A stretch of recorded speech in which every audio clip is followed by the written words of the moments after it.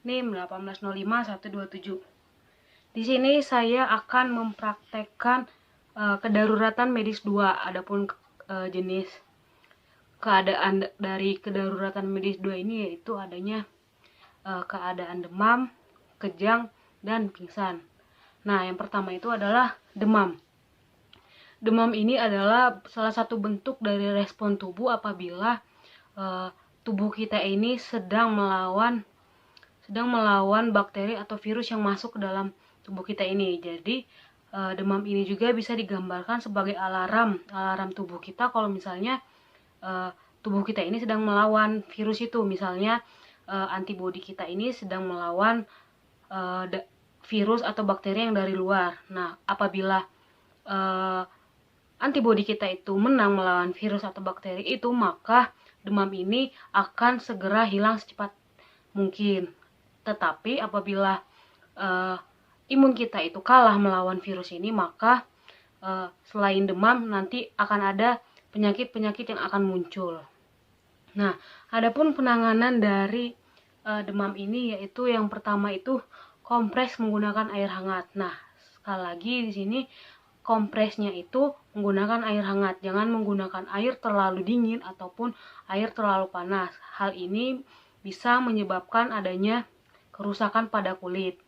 Nah, kompresnya itu seperti ini ya. Ini misalnya air hangat, kita kompres dulu, kompres di bagian dahinya.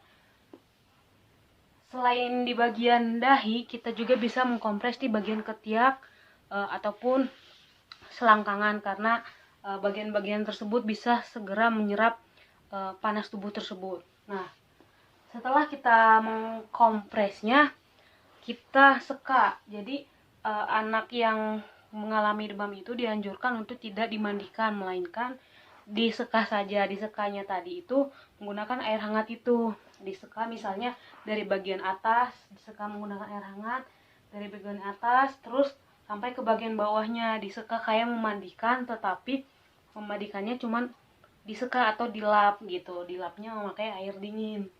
Nah, setelah misalnya kita sudah memandikan atau menyeka anak tersebut, maka kita wajib atau dianjurkan untuk memberikan air minum, air mineral kepada anak sebanyak mungkin, karena dengan cara kita memberikan air minum ini, maka kita bisa menghambat kenaikan dari suhu yang disebabkan oleh demam tadi. Nah, misalnya sehari kita memberi anak tersebut minum 1,5 liter misalnya. Nah, selanjutnya setelah kita memberikan air dengan intensitas yang cukup, maka yang harus kita lakukan selanjutnya yaitu jangan memberikan baju yang berlapis tebal atau menggunakan selimut yang tebal. Apabila kita memakaikan selimut yang tebal serta baju yang berlapis, maka akan menghambat pertukaran udara pada tubuh si anak tersebut. Nah, apabila setelah kita melakukan tindakan tadi, kita mengompres, kita memberikan minuman yang cukup, atau bahkan kita menyeka dengan air hangat, tetapi anak tersebut belum menimbulkan atau belum menunjukkan tanda-tanda kesembuhan atau bahkan merasa lebih parah, lebih lelah lagi, maka sebaiknya kita harus membawa anak tersebut ke rumah sakit. Nah, selanjutnya selain demam ada kejang. Kejang ini merupakan suatu keadaan di mana kekakuan otot atau alat gerak tubuh lainnya yang disebabkan oleh kontraksi atau relaksi otot yang tidak terkendali. Nah, adapun penanganan dari kejang pada anak ini yaitu pertama itu pastikan kondisi si anak dan kondisi kita sebagai penolong itu aman. Yang selanjutnya itu kita tidak boleh melawan atau tidak boleh menghalang atau tidak boleh menahan bagian tubuh anak itu apabila anak itu sedang merasa kejang. Misalnya anak ini sedang kejang, otot tangannya kaku, otot kakinya kaku, kita biarkan, tapi kita harus tetap sambil memantau. Selanjutnya itu jangan menyumpal sesuatu ke dalam mulutnya. Mungkin orang-orang beranggapan kalau misalnya kita menyumpal ini dia tidak menggigit lidahnya, tetapi itu tidak bagus juga karena bisa menghalang jalannya pernapasannya. Nah, adapun solusinya yaitu kita tidak menyumpalnya, tapi kita tetap terus perhatikan jalan nafasnya. Kita perhatikan misalnya apabila si anak itu sulit dalam bernapas, kita mulai buka rahangnya, kita menahan rahangnya sampai kita bisa memastikan si anak tersebut masih bisa bernafas. Nah, setelah kita memastikan atau menjaga jalan pernapasan si anak, yang terakhir itu kita harus menghindarkan anak tersebut dari bahaya. Bahaya di sini bisa berupa seperti kita menjauhkan benda-benda tajam, benda-benda yang membahayakan dari sekitar tubuhnya. Ini dianjurkan karena ketika anak itu kejang, anak itu tidak bisa bergerak atau tidak bisa melawan ke arah yang mungkin membahayakan. Jadi anak itu bisa bergerak sebebasnya tanpa harus takut untuk terkena bahaya lainnya. Nah, selanjutnya setelah kejang ada epilepsi. Epilepsi ini adalah suatu keadaan di mana adanya gangguan terhadap sistem saraf atau gangguan pada aktivitas sel saraf pada otak. Dan epilepsi ini juga bisa menimbulkan kekakuan otot pada beberapa saat. Setelah kekakuan ini juga bisa menyebabkan hilangnya kesadaran. Nah, adapun tanda dan gejala dari epilepsi ini adalah pertama itu suka jatuh tiba-tiba. Setelah suka jatuh tiba-tiba, kita juga bisa melihat adanya cyanosis atau kebiruan pada wajah dan lehernya. Setelah itu terdapat juga mulutnya berbuih. Mulut berbuih ini bisa disebabkan karena sistem saraf yang ada di otak itu tadi tidak bekerja dengan baik. Nah, selain itu ciri-cirinya yaitu menimbulkan kejang otot. Nah, terus juga ada juga yang terakhir itu apabila pasien atau korban sudah sadar, biasanya menimbulkan kelelahan yang sangat lelah. Nah, bedanya epilepsi sama kejang ini adalah epilepsi itu penyakit yang bisa atau yang memiliki ciri-ciri dia mengalami kejang, sedangkan kejang itu hanya mengalami kekakuan otot. Tetapi kalau misalnya epilepsi itu tidak hanya kekakuan otot, melainkan adanya gangguan pada sistem sarafnya. Kalau misalnya ditingkatkan, yang lebih parah itu adalah epilepsi dibandingkan dari kejang tersebut. Nah, adapun penanganan dari korban epilepsi ini yaitu yang pertama, kita sebagai penolong dan anak sebagai korban harus meyakinkan bahwa kita tidak boleh panik. Kita harus tetap santai tapi kita harus tetap bersiap. Nah, selanjutnya kita harus memastikan bahwa kondisi anak ini benar-benar aman. Aman di sini yaitu kita harus menjauhkan anak dari benda-benda tajam, benda-benda kasar, benda-benda keras ataupun benda-benda yang ada di sekelilingnya.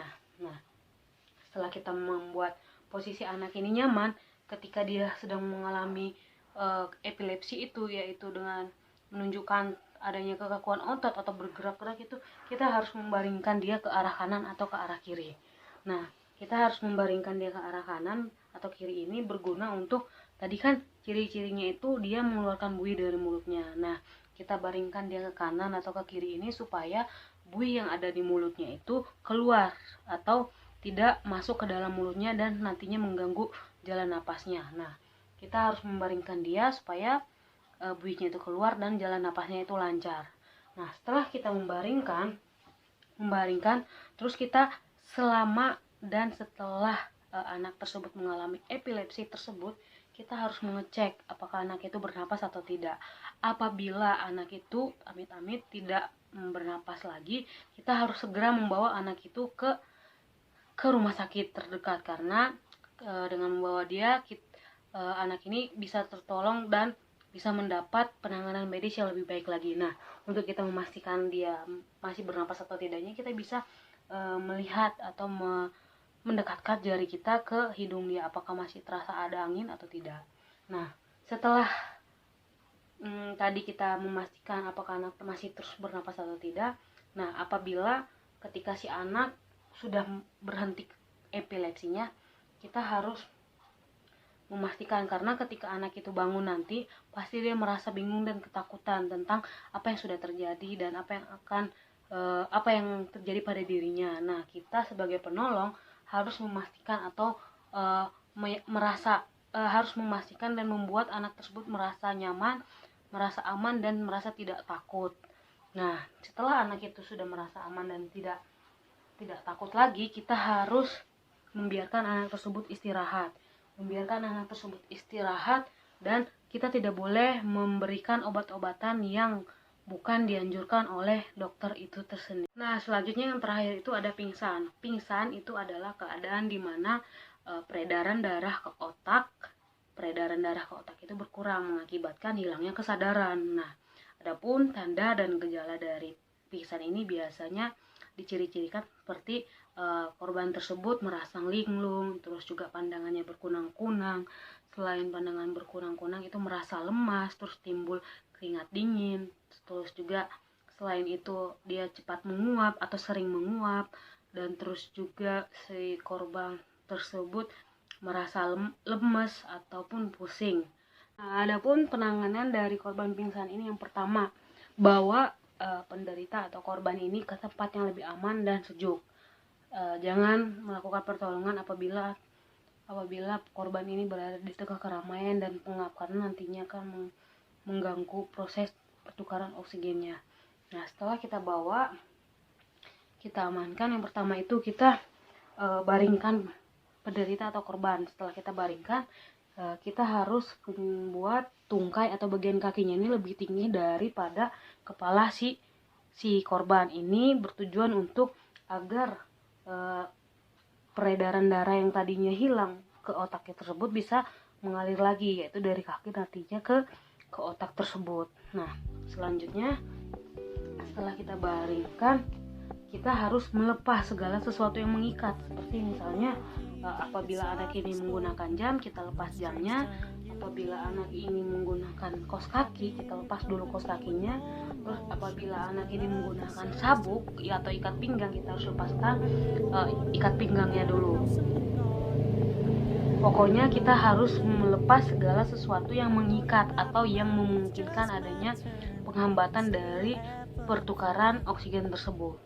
Setelah kita melepaskan, kita boleh memberi rangsangan wangi-wangian untuk mempercepat sadarnya si korban tersebut dari pingsan. Nah, sebelumnya kita mengecek dulu kesadaran dengan cara kita memanggil-manggil nama korban, misalnya D.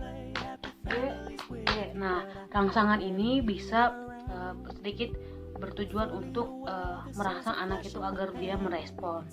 Nah, selanjutnya apabila kita sudah memanggil korban tersebut, dan apabila pasien atau korban ini sudah selamat atau sudah sadar, nantinya kita harus menenangkan korban tersebut. Setelah itu, ketika dia sudah tenang, sudah sadar, kita memberikan minum. Atau setelah kita memberikan minum, kita harus memposisikan posisi anak ini posisi yang nyaman. Misalnya kakinya yang tadi ini kita harus lepaskan lagi ke posisi semula. Kita bikin ke bagian kepalanya. Dengan cara itu dia bisa merasa nyaman. Kita harus bertanya posisi nyamannya seperti apa. Nah, mungkin cukup sekian pemaparan saya tentang penanganan pada pertolongan pertama korban kedaruratan medis 2 ini, yaitu kejang, epilepsi, pingsan, dan demam tadi. Apabila ada kesalahan kata, mohon dimaafkan. Terima kasih.